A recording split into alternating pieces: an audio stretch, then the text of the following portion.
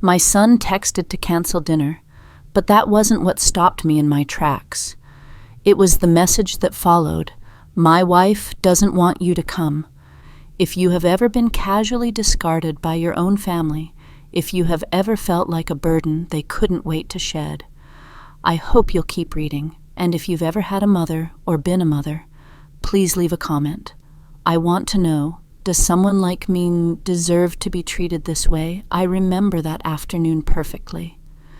It was a crisp October day, the sunlight thin and delicate like tissue paper. I was in the kitchen ironing my navy blue dress, the soft, slightly fitted one. Modest, not too fussy.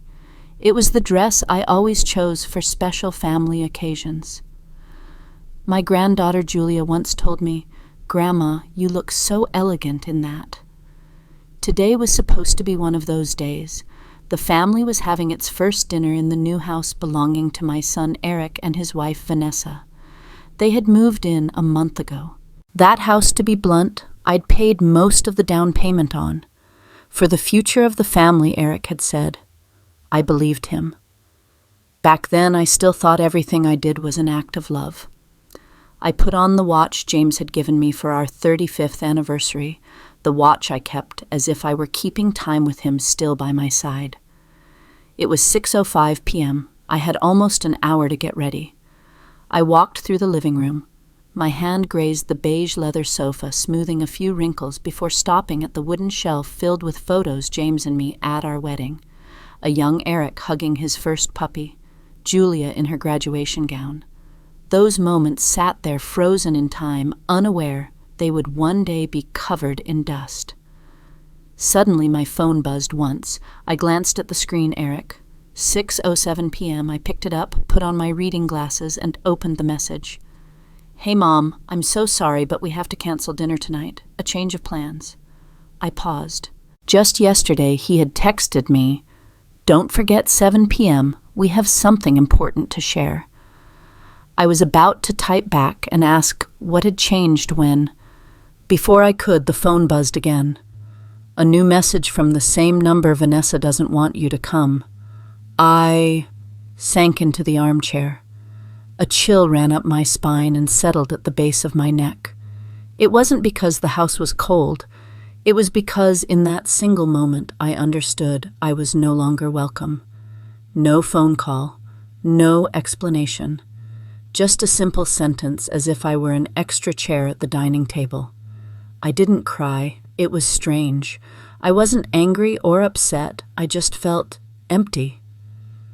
I looked around the room. Everything seemed too quiet. The wall clock kept ticking. The photo shelf was still illuminated by the small lamp. But it all felt like it had turned its back on me, just as my son had with a single blunt text. I stared at the screen.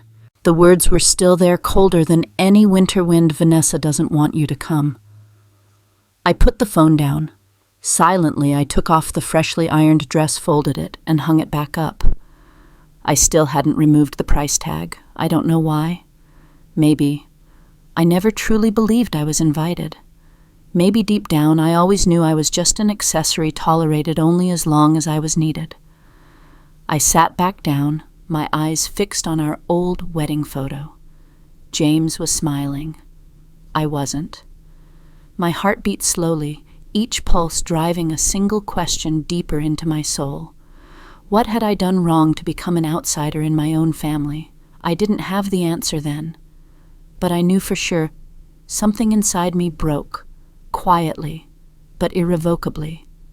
What would you do if your own child told you that you weren't welcome in the house you paid for? I'm going to tell you what I did, and I think you'll want to hear the end of it. I didn't eat dinner that night.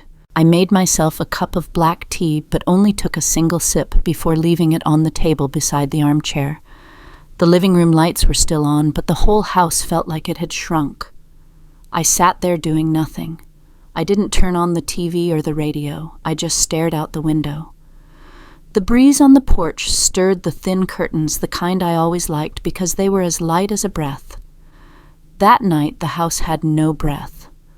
I don't know why, or maybe I did, but I stood up and walked over to the oak desk next to the bookshelf where I kept my papers.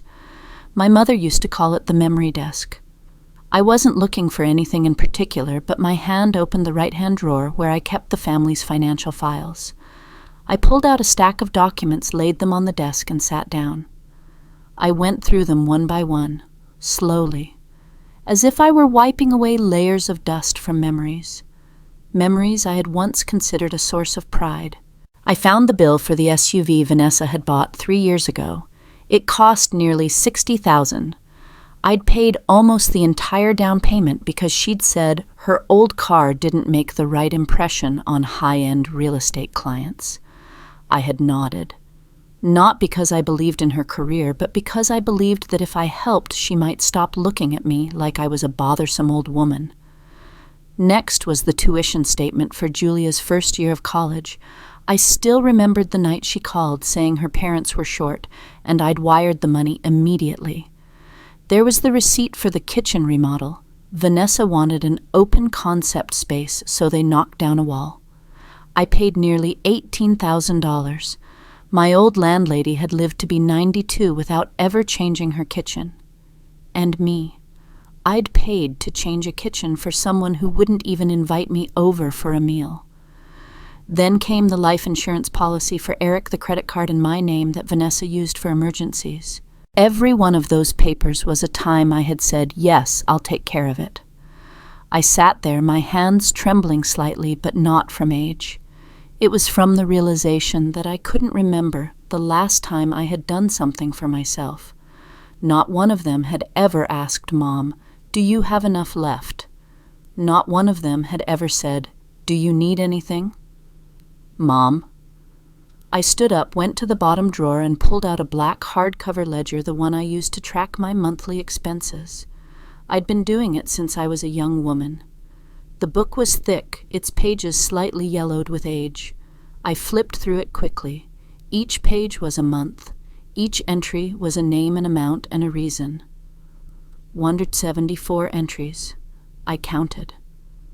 174 times I had transferred money. 174 reasons I thought if I'm good enough, they'll need me. I took a pair of scissors from the desk drawer. No hesitation, no second thoughts. I cut the ledger in half. The blades snagged on the thick stack of paper in the middle, and I had to use both hands to force them through. The sound of paper tearing wasn't loud, but to me it sounded like shackles breaking. Next, I took the supplementary bank card, the one Vanessa was using. I held it, placed it on the desk, and cut it in two. One snip, clean, cold. My hand didn't shake. I picked up my phone. I called the bank. "Good evening, Mrs. Ellison. How can I help you?" A polite, familiar female voice. "I'd like to cancel all automatic payments from my account and revoke access for any other users. Are you certain, ma'am?" "This list has 174 active items. I'm certain," I said this time without a moment's thought. The woman on the other end was silent for a few seconds. I heard the clacking of a keyboard. Then she said, "Very well, I've suspended all transactions. You can come into the branch tomorrow to sign the final confirmation and work with our legal team if you wish." "Thank you," I replied, my voice lighter than I expected. I hung up. I sat in silence. The wind still gently rustled the curtains. I looked at the pile of cut paper, the broken card, and the ruined ledger. For the first time in years, the tightness in my chest was gone. It felt as if someone had just lifted a backpack full of rocks from my shoulders, a weight I'd carried for so long I'd forgotten I was bearing it. I wondered, is this what freedom feels like? That night before I went to sleep, I wrote a single line in the small notebook I kept by my bed. I thought I was buying their affection. It turns out I was only renting their silence. I went to the lawyer's office the next morning, not out of anger, not for revenge, but because I knew if I didn't do this now, a day would come when I would have nothing left, not just money, but self-respect. And at my age, self-respect is a more valuable asset than any savings account. Richard Hale's office was in the center of town, an old 3-story red brick building with a slow elevator and the smell of old paper. Richard was my husband James's only close friend, still living. They had played golf together every Sunday until the day James no longer had the strength to get to the course. After the funeral, Richard was the first person to call and ask Margaret, "I know you're strong, but if you ever need anything, I'm here." I had never taken him up on it. Until today. When I walked in, his blonde secretary greeted me with a small smile. "Good morning, Mrs. Ellison. Mr. Hale is waiting for you in Conference Room 2. The room was just as I remembered it from my last visit over a decade ago. Dark brown leather chairs and a window overlooking Main Street, a tidy desk, and the small cactus he always kept on the corner. Richard stood to shake my hand, his grip firm, the handshake of a man who knew my husband down to his smallest habits. "Margaret," he said, "I take it you're not here to talk about James's golf swing." I sat down and took a deep breath. "Richard, I want to change my will, and not just that. I want to protect my assets from my own son." He nodded, not asking why, and simply opened his desk drawer to pull out a clean file. "I suspect we have a serious conversation ahead of us." We talked for nearly an hour. I told him everything, every sum of money, every transfer, every one of Eric's promises, every bit of Vanessa's entitlement. I didn't embellish or soften the details. I just recounted them one by one, as if I were logging every act of kindness that had been treated as an expectation. "I want to create an irrevocable trust," I said, "and transfer all of my assets into it. I will be the sole beneficiary for the remainder of my life. After I pass, I want it distributed according to my wishes with no possibility of being changed." Richard carefully went over every point. He wasn't rushing. He was the kind of man who never put pen to paper until he was sure you understood every consequence, and the distribution of the assets he asked. It didn't take me long to decide. "Julia gets 60%, I said. "She's the only one in the family who has never asked me for a dime." Richard made a note. "The remainder," I continued, "is to be divided equally among 3 places: the local library, the St. Martin's retirement home, and a scholarship fund for underprivileged young women from rural areas. And Eric and Vanessa, I want them to receive exactly nothing." Richard looked up. His eyes showed no surprise, but no coldness either. "Are you sure, Margaret? This is a big step." I nodded. "It's not because I want to teach them a lesson. It's because I refuse to be made into a lesson for them." We printed the documents, 3 copies. Richard read every clause, every listed asset, bank accounts, the house land stocks, savings bonds, retirement funds. I listened carefully. Then I picked up the pen. When my hand trembled for the first time, I set the pen down. Richard said nothing. He just poured more water into my glass. I took a deep breath, then signed each page. Every stroke of the pen felt like a step away from the shadow of the long-suffering mother I used to be. Not angry, just certain. When it was all done, Richard closed the file. His voice was as soft as an autumn afternoon. "You've finally learned how to protect your assets from your own family." I looked out the window. A few kids were riding their bikes on the sidewalk, chasing each other, as if time was an endless commodity. I smiled not with satisfaction, but because for the first time in years I knew I had just done something for no one else, only for myself. I turned back to look at Richard. "I'm not protecting it, Richard. I'm taking it back." I was peeling an apple when I heard a car stop in front of the house. The sound wasn't familiar, not the engine of Julia's car, nor the delivery truck.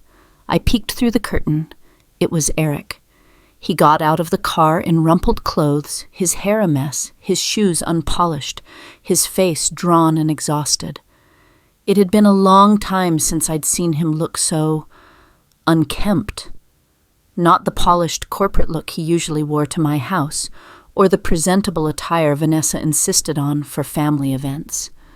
This was the disheveled look of a man who has just realized something is breaking. I didn't go to the door to greet him. I just opened it and went back to the kitchen. The kettle was boiling.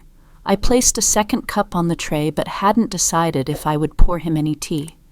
Eric walked in without knocking. No greeting. He just stood at the edge of the living room and said, "Mom, I need to talk to you." I didn't turn around. I poured the hot water into the teapot, dropped in a tea bag, and put the lid on. Only then did I slowly turn to face him. "Sit," I said, gesturing to a chair at the kitchen table. Eric sat, his hands clasped together, his eyes fixed on the tabletop. "Vanessa, we're in trouble," he began, his voice small and tight. "You already know, don't you?" I didn't answer. "You suspended the payments. The bank called. They said if we don't have the funds by the end of the week, they're going to foreclose on the house." I took a small spoon and stirred my tea slowly. Each circle of the spoon was a measure of my controlled breath. "Vanessa's card was declined too," he continued. She's a mess. Julia's worried." I put the spoon down and poured tea into 2 cups. I placed one in front of myself. The other I left on the far side of the table, almost out of his reach. I didn't offer it. I didn't push it closer. Can you turn the payments back on just for a few months?" "Until we get back on our feet." I looked up at him, not with anger, just with calm. "Eric, do you know how much I paid for that house?" He nodded slowly. "And Vanessa's car, the kitchen she wanted to remodel, the courses she said were for professional development." He kept nodding. His eyes remained downcast. I placed my hand on the table gently. I didn't tap it. I didn't slam it. I just rested it there. "Your wife can wear designer dresses." I said, my voice low and steady, "but she can't seem to afford her own life." Eric looked up. His eyes were red, but he didn't argue. "I'm sorry," he said. "I really am. We didn't think it would come to this." I nodded.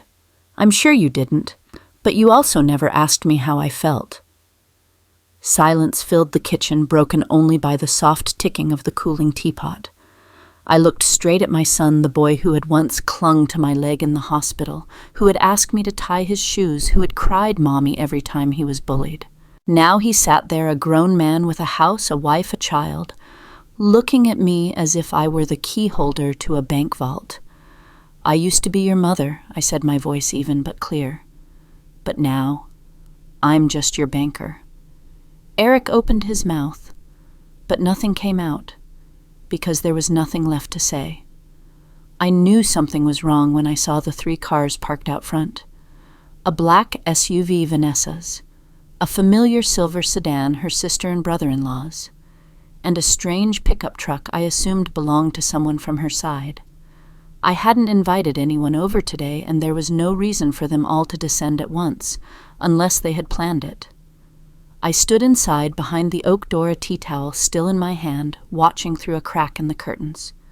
Vanessa was the first to emerge, a tight white dress, perfectly coiffed hair, and the strained smile I'd seen every time she wanted something from me. Eric trailed behind her, his face tense like a man in his 50s being dragged to a parent-teacher conference. Julia was last, clutching her bag, walking slowly and clearly, wishing she were anywhere else. I opened the door when the bell rang, not too quickly, not too politely. "Hello, Mother Vanessa," said her voice higher than usual. "We're here today to have a serious conversation with the whole family as witness." I raised an eyebrow, not breaking her gaze. "The whole family." "You mean the jury?" Vanessa ignored me, motioning for the others to come inside. I didn't block the way, but I didn't invite them in either. I just turned and walked into the living room where I'd long ago arranged 2 rows of chairs for reading. Today they had unintentionally become seating for those who wanted to restore fairness. The air in the room was thick with tension. Vanessa sat in the middle, hands on her lap, back straight, like someone leading a board meeting. Eric sat beside her, avoiding my eyes. The others were quiet. Julia chose a seat at the very edge, clutching her bag, her coat still on. "We are here," Vanessa began, "because you have suspended all payments, putting this family at risk of losing our home, our cars, everything. That is not fair." I sat still, not reacting. I wanted to hear it all. "I understand," she continued, "that you have your reasons. Maybe it's a misunderstanding. Maybe someone said something to upset you. But today I brought a document. A power of attorney you signed some time ago, giving Eric and me the right to manage your assets if you were no longer mentally competent." She pulled a plastic laminated paper from her purse, something I had never seen in this form. "We want you to sign over the deed to the house as you originally agreed to do." I looked at the paper, at the signature at the bottom, at the faded, blurry name as if it had been reprinted. And then I smiled. "So this," I said slowly, "is why you're really here." Vanessa nodded. "You agreed to it." "No," I replied, "I trusted you. But I never signed anything like this." Before anyone could react, there was a second knock at the door, firm, decisive. I stood up and opened it. It was Richard Hale, my lawyer, with another man in a dark suit standing behind him, his eyes as sharp as a razor. I was invited, Richard said, to resolve an emerging legal matter.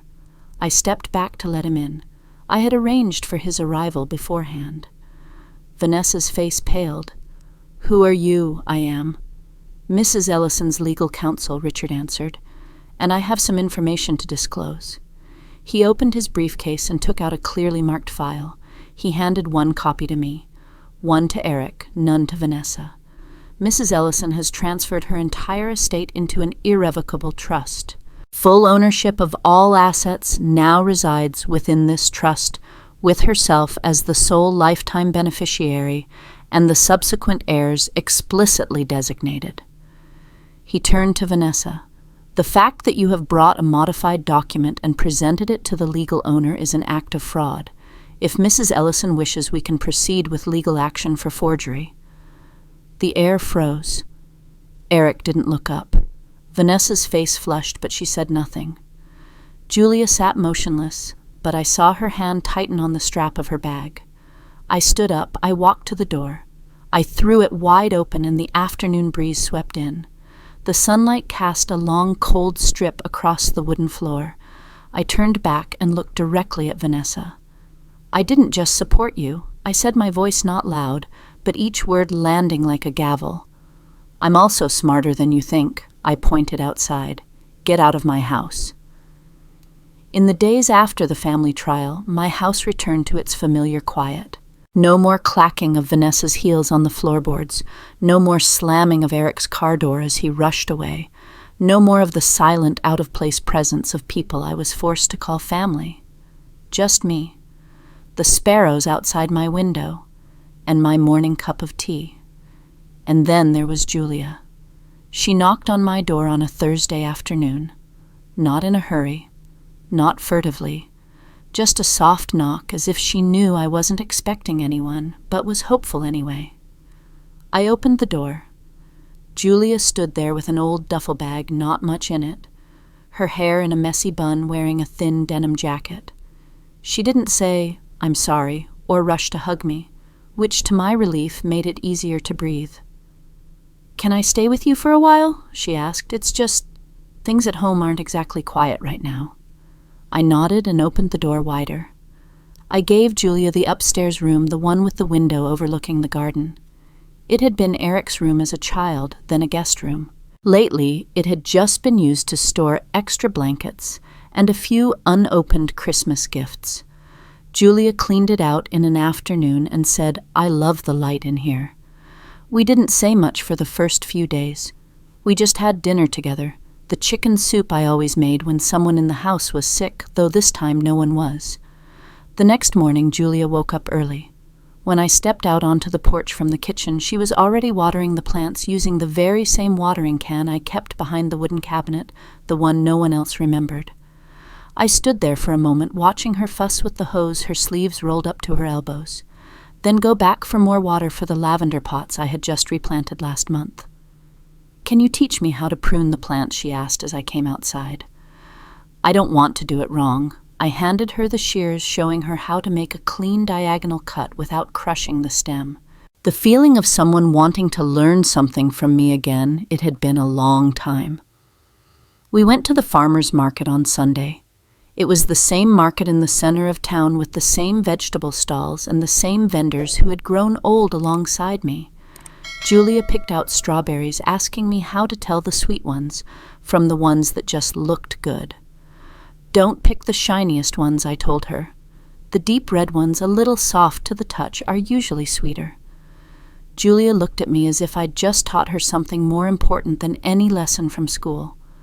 We walked home. Julia carried the bag of vegetables, and I just held a bouquet of white chrysanthemums. The sun was gentle, the breeze was just enough to make the leaves dance. No one was in a hurry. There was no awkward silence, just two people walking side by side. That afternoon I made tea chamomile, no sugar, and brought it out to the porch. Julia was reading a book. I set the tray down on the small table and poured. She looked at me, not smiling, but her eyes were warm. "You don't have to give me any money," she said softly. "Just tell me the old stories."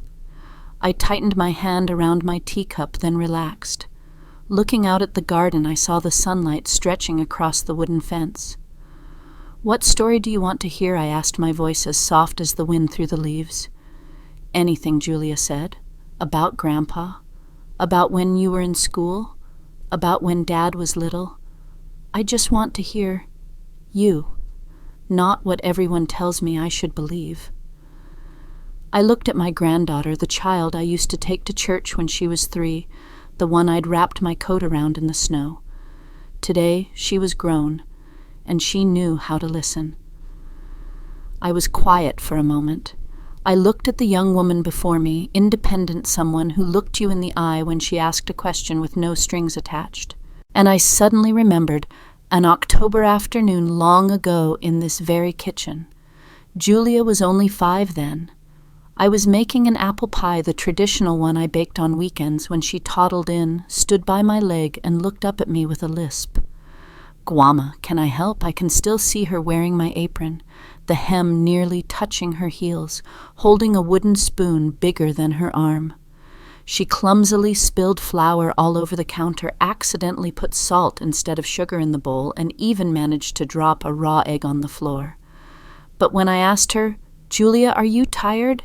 Do you want to take a break?" she shook her head adamant. "No, I want to do it until I'm just like you." I think my heart melted like butter in a hot pan. I don't remember if the pie that day was any good. But I remember this, it was the first one I hadn't made alone. Now, sitting across from the Julia of today, I could still see a piece of that little girl in her eyes. The persistence, the determination to learn, and most of all, the way she chose to stay, not out of obligation, but out of genuine love. So I told her about the first time James held my hand on the school playground, about how I ruined the pot roast the first time I met my mother-in-law, and about how Eric had sobbed when his first dog died and I had to pretend it had run off to find its freedom. Julia listened, never interrupting. Sometimes she'd nod. Sometimes she'd let out a quiet laugh. When I finished, I realized my cheeks were wet. For the first time in years, I cried not from pain, but from being seen. Not as a bill payer, not as the emergency contact when the family needed a matriarchal bailout, not as the person to be quietly forgotten, but as Margaret, just Margaret. The morning was overcast, no rain, but the sky was covered in a thick gray blanket. I like mornings like that. Not too cold, not too bright, with something that naturally makes you slow down. Your steps, your breath, and your thoughts. I was sitting on the porch, a cup of tea in my hands, watching the maple trees turn gold with the season. Julia had already left for work. She'd left a note stuck to the fridge, "I'll be back before 5. Should I pick up bread 3? A small piece of paper that warmed my heart all day. I hadn't taken my first sip when I heard a car brake sharply on the street. I didn't need to look to know who it was. Vanessa's SUV always carried an air of emergency, the kind of person who only shows up when things are no longer in her control. She got out of the car and strode toward the door, the heels of her shoes striking the porch steps as if trying to break through the wood. I didn't stand up. I just set my teacup down, shielded my face from the breeze with my hand, and looked straight at her. "You seem awfully comfortable," Vanessa began, foregoing any greeting. I didn't reply. "We're falling apart. Eric is a wreck, and Julia has suddenly cut herself off from the family like she's been brainwashed. And you're sitting here drinking tea as if nothing has happened." I still said nothing. I had learned from James that silence isn't weakness. Sometimes it's a mirror that forces people to see themselves. Vanessa took a few more steps, hands on her hips, her eyes bloodshot. "You are destroying this family, pushing your own son into a crisis, driving your granddaughter away. And for what? So you can die alone, in this big cold house that no one will ever bother to visit you, miserable old woman." She practically screamed the last sentence. I looked at her for a long time. The wind gently stirred the curtain behind me. The weak morning light reflected off my still steaming teacup. I picked it up again, my hand steady, and took a sip. Then I smiled. A soft smile. Not a mocking one. It was the smile of someone who understood exactly what she had lost, and even more clearly what she had left. I set the teacup back on the table. "Vanessa," I said, "if the price of being alone is peace, then I'll pay in cash." She froze. That response I knew was not in the script she'd prepared. She had come to fight, to claw back control, to shame me. But the only thing she found was a woman with nothing left to lose and nothing left to fear. You'll regret this. You mark my words," she said, her voice quieter this time. Not a shout, not angry, just a final desperate phrase uttered when there's nothing left to hold on to. I looked her straight in the eye. Maybe I replied, "But if I do have regrets, they will be my regrets, not yours." Vanessa stood there for a few more seconds, then turned and walked away. Her heels still striking each step, but this time the sound didn't echo as loudly. The car door slammed. The engine roared to life.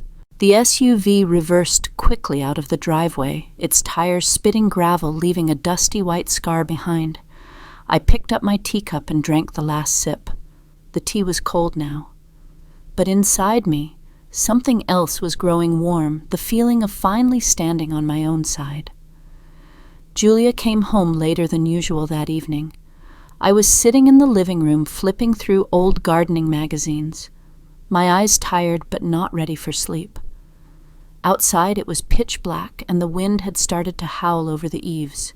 When I heard the door open and the familiar footsteps, I knew something was wrong. Julia didn't come in with her usual "I'm home." She closed the door softly, took off her shoes slowly, and didn't go straight to the kitchen or the bathroom. She walked directly into the living room, still in her coat, holding a folded piece of paper. "You're still up?" she asked quietly. "It's colder than it has been," I replied, setting the magazine aside. I couldn't sleep. Julia sat in the chair opposite me. She placed the paper on the coffee table but didn't open it. She just looked at me. A strange look. Not shy, not fearful. It was the look of someone who has to choose between preserving the past and revealing the truth. "I have to tell you something, Grandma." She began, her voice steady but low. "Something I should have told you a long time ago." I didn't press her. I didn't rush her. I just nodded and waited. About a year ago, she continued, my parents ran into financial trouble. Vanessa, she lost her commission on 3 big deals, and Dad made a bad investment in a property. They started to panic. I nodded slowly. I remembered the sudden requests for money around that time, but I didn't interrupt. Back then, they needed a large loan. And they used your name. Specifically, your personal information, your old cosigner records and documents from when you still held joint assets with Dad. They They submitted a loan application to the bank with you as the guarantor. My heart skipped a beat. I found out because I accidentally saw the confirmation email from the bank on Mom's computer, Julia said, looking directly at me. At first I thought, it must have been a mistake, but then I knew it wasn't. I remained silent. I kept quiet, Julia whispered, because I was scared. Scared that if I said something, they would blame me or they would stop me from seeing you. I know my parents well enough to understand when they need money, they will do anything to keep you close. Not out of love, but out of need. I exhaled softly, placing a hand on my knee to keep it steady. But now, Julia said, I'm choosing what's right. She pushed the paper across the table toward me. I opened it. It was a copy of a loan application with the words Guarantor Margaret Ellison signed, with a scanned signature from an old document. I wasn't shocked. I had sensed something like this for a while, but I never had proof. I just looked at my granddaughter as a young woman who had lived between two worlds, one with parents who used the guise of affection to manipulate, and the other with a grandmother who was silent, enduring, and now finally letting go. I knew you'd see this someday, Julia said, but I didn't want you to hear it from them. I wanted you to hear it from me. I nodded. Thank you, I said, my voice catching slightly. Not because you told me I looked at Julia, but because you didn't become like them.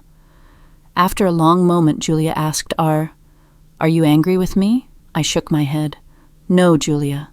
I'm not angry. I'm just sorry you had to live with that fear when you were too young to carry it. I never thought I would go to Italy, let alone Tuscany at my age. When he was alive, James always used to say, when we retire, I'm taking you to Italy. We'll drink wine in a vineyard, and you'll learn to make proper lasagna. But James passed away just a year before we could ever set foot in an airport. I folded up the travel brochures, tucked them in a drawer, and never dared to open them again. Until now. It was Julia who pushed me to go. A week after she confessed about my name on the bank loan, she came home with a stack of travel brochures, pages printed with pictures of the Chianti region, Florence cobblestone streets, and farmhouse inns nestled in the hills.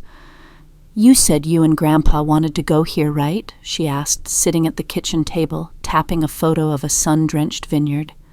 Yes. But that was a long time ago, I replied, not looking at the paper. If it's an old story, we can just make it a new one, Julia smiled. And I don't know what made me nod. Maybe it was the look in her eyes. Maybe it was the feeling of lightness after so much turmoil.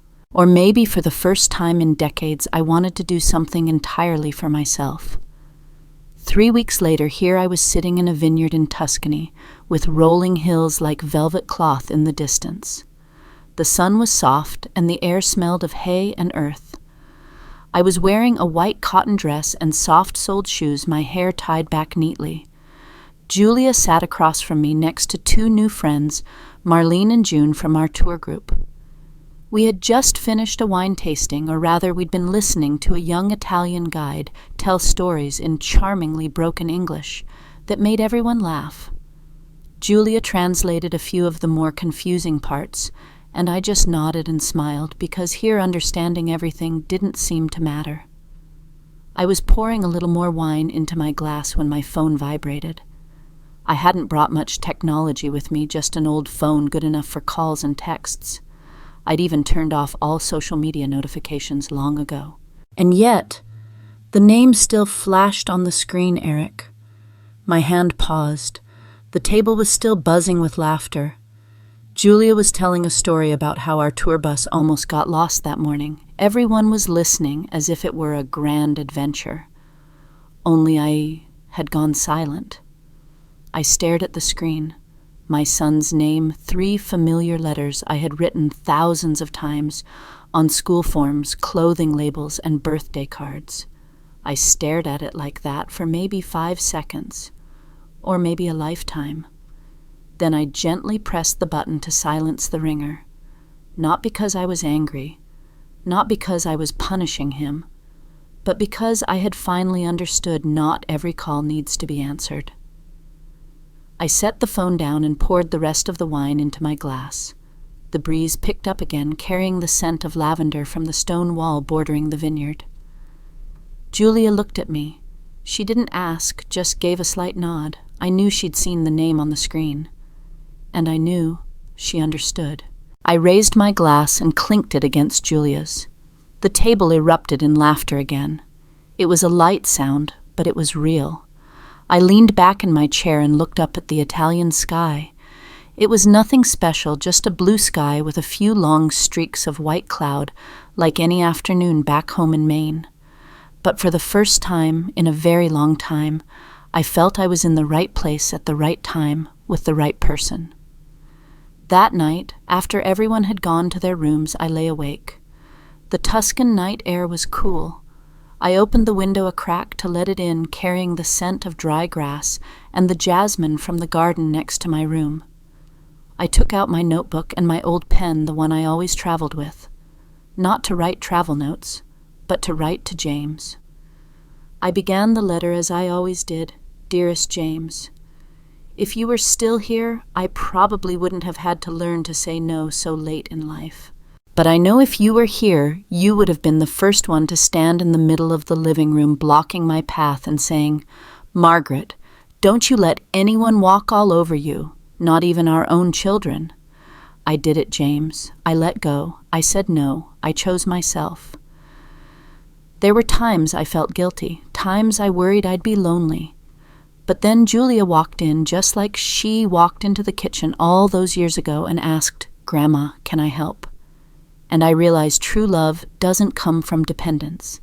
It comes from being seen, being heard, and being chosen freely. I'm in Tuscany, the place you always promised you'd take me.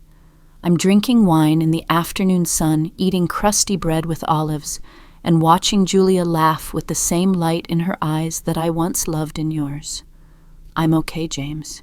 This time, I really am. Love, Margaret." I folded the page neatly.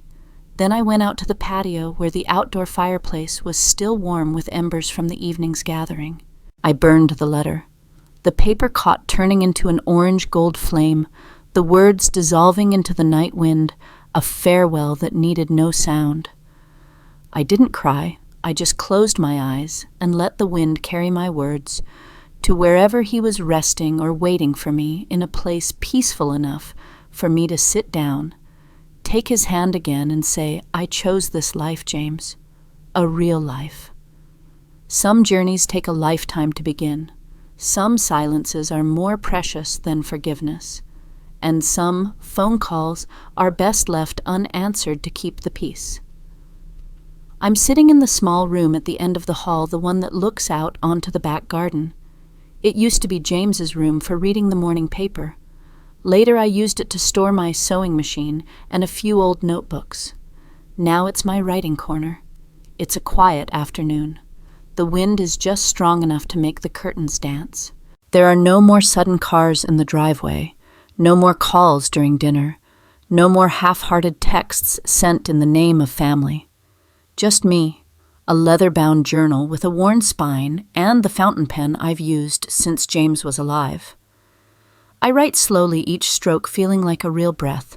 174 times I paid the bill. One time I said no and my life began. I stop. I look at the words I've just written. No edits, no crossouts.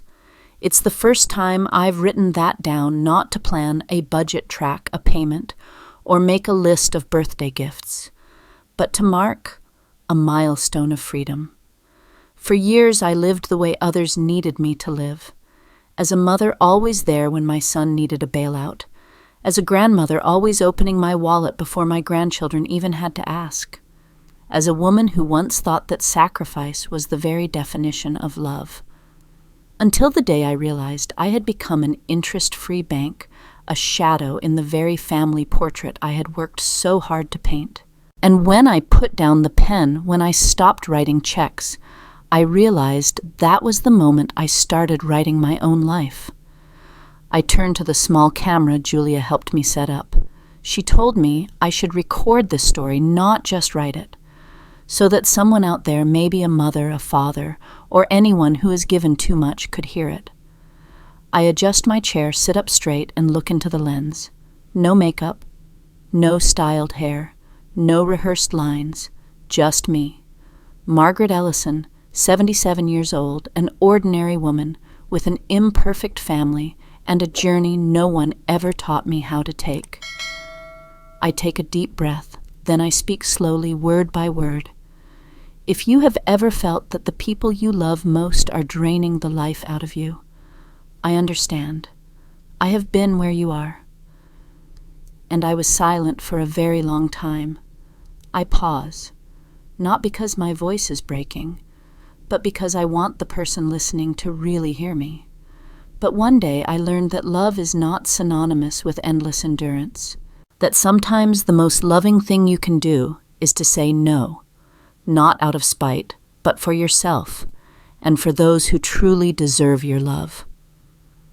I lean forward and turn off the camera.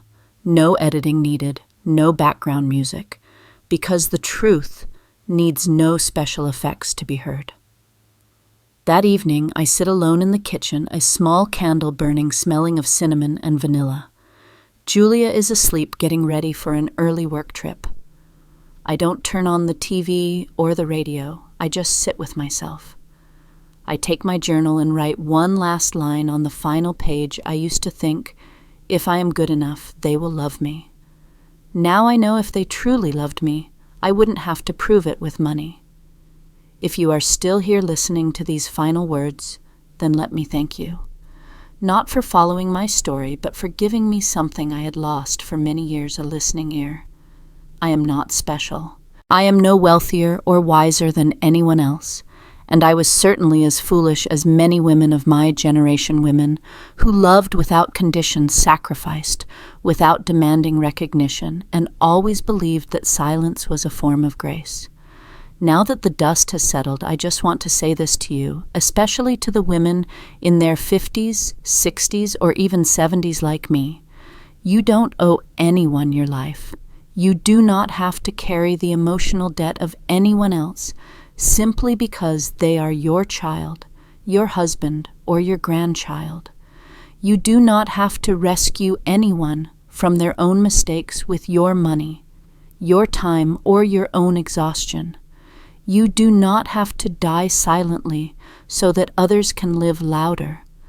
And you do not have to prove your worth by giving everything away only to receive a few conditional words of thanks. It took me far too many years to understand something that should have been simple. Love is not synonymous with deprivation, and kindness without boundaries becomes a trap that others will unconsciously set for you. I used to imagine I would live out my final years surrounded by family, children, and grandchildren, laughter and cozy evenings with apple pie and hot tea. What I got instead were phone calls that only came when a credit card was declined or a loan was past due. And you know what? A family doesn't have to be financially bankrupt to be toxic. It only needs to be bankrupt of respect. I know some will call me selfish, cold, or a stubborn old woman. And I no longer care. Because when you have come to the end of a circle of sacrifice without ever being seen stepping out of that circle, isn't betrayal, it's self-preservation. I am writing these words in this journal for anyone who needs to hear them. Maybe it's you, maybe it's a mother reading this on a sleepless night, or a grandmother wiping away tears after being told not to visit by her daughter-in-law. I want you to know it is never too late to choose yourself. Whether you are 60, 70, or even 80, you still have the right to start over. Maybe you can't travel as far as I did, fly to Tuscany, hire a lawyer named Richard, or have a granddaughter named Julia. But you can start with one question: am I living a life that is true to my own values? If the answer is no, then I hope you will start to make a change, even a small one. Say no to an unfair request. Take one day to think only of yourself. Buy a book that only you want to read. End a phone call when you feel you're being used. Because the first freedom always begins by refusing what causes you pain. And if my story resonated with you, if you saw yourself in it, please leave a message, a comment. Not for me, but for the other women who might be reading. Who knows? In one of your shared thoughts, someone else might find themselves. Have you ever had to hold a family together when no one was holding you? Have you ever said no, even just once, to protect yourself? If you have, I hope you will share. I will be reading, and I believe others like me will be reading too. Because when we start telling the truth, we start living it. Margaret, 7 years old, a mother, a woman who was once silent and now is not.